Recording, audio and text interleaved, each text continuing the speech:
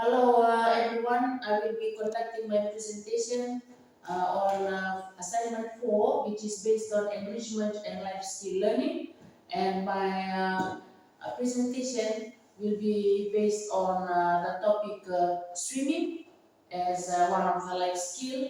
And my name is Pauline Vertaki, and I am going to now start off with my presentation. Number one is on the first question, which was asked, why is swimming an important life skill? Swimming is an important life skill that should be taught at a very young age or at an early age to our children. There are basically four reasons. So there are basically four reasons why swimming skills is very important or is vital. Number one is that swimming skills saves lives. Swimming skills builds confidence. Thirdly, swimming skills promotes health.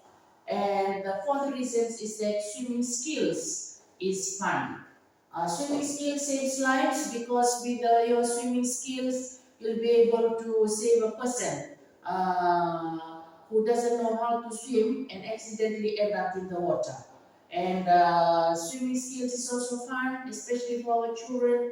They like to go swimming and play with their friends. So learning how to swim will help create a lot of fun with our children, and also with swimming skills, it will build a lot of confidence on our children's abilities learning how to swim.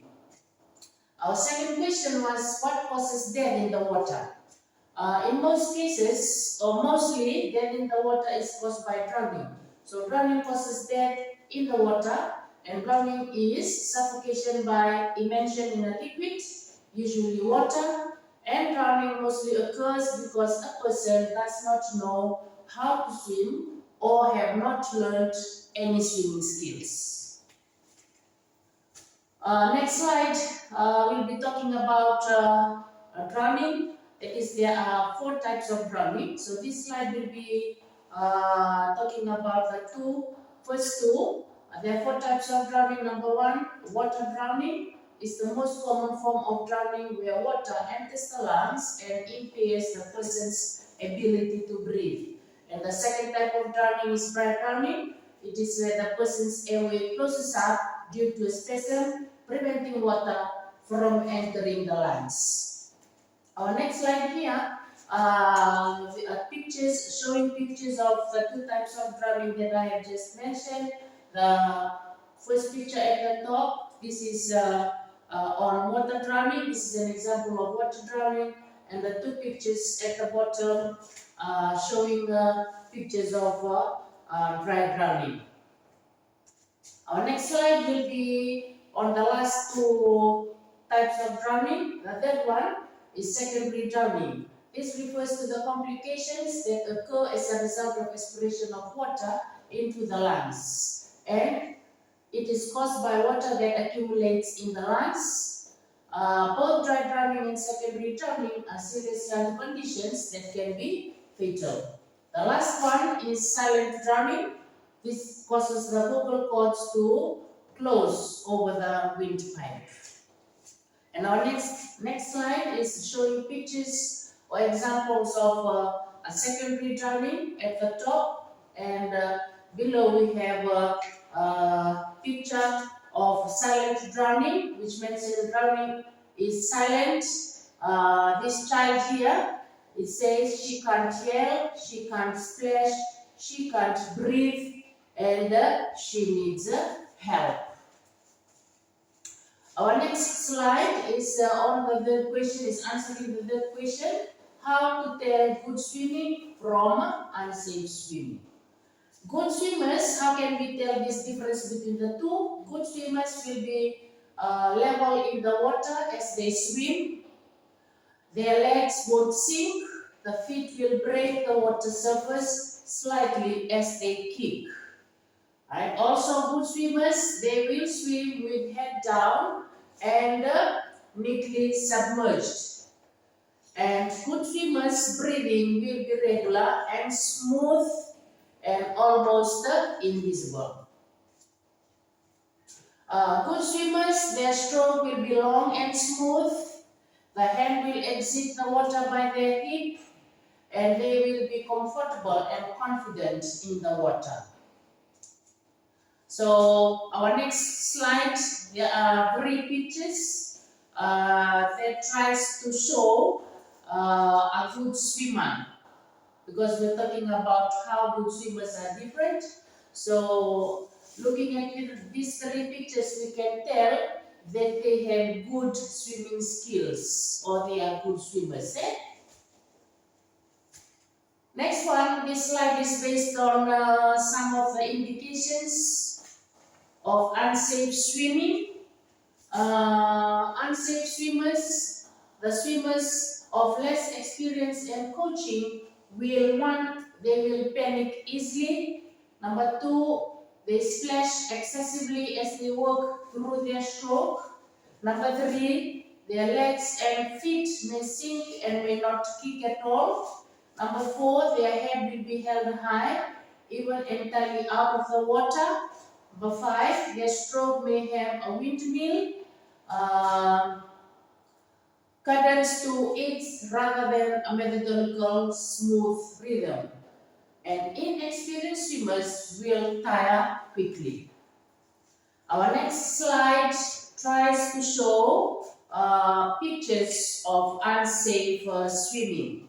Picture number 1, you will see the child struggling to level up in the water, and you can also see the second pictures here, and the picture whereby mother is trying to teach the child or to learn how to swim. Our next slide is answering question number 4. How can swimming and water safety benefit you as a teacher? So as a teacher, learning swimming and water safety will enable you or me to teach my less experienced students to learn how to swim. Upon teaching my students, it will help to build emotional connections between the teacher and the student or a child. Knowledge of swimming and water safety can reduce a child's drowning risk and provide them with skills that may one day save a life. Next one, questions number 5. Explain a situation where you or someone you know witnessed or experienced a mishap in the water. So this is basically regarding a situation that happened in my own home, whereby, as I mentioned here, it takes me back to the, how many years back? That is in 2012.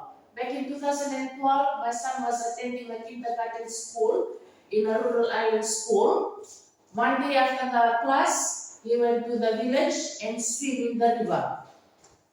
When I returned from work, in the afternoon at around 5 p.m., I was told that my son nearly drowned in the village. After hearing the story, I found out that he was really drowning, but fortunately, my husband taught my son a skill, just one skill that had helped him that afternoon to use, and that was how my son was saved that afternoon.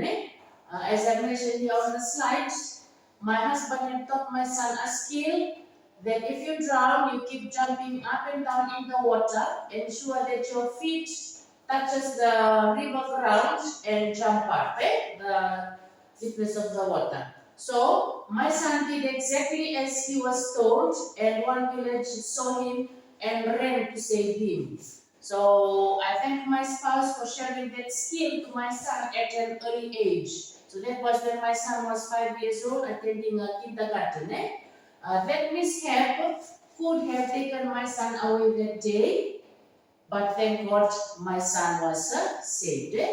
So that was how important, as I've been talking about the importance of swimming skill.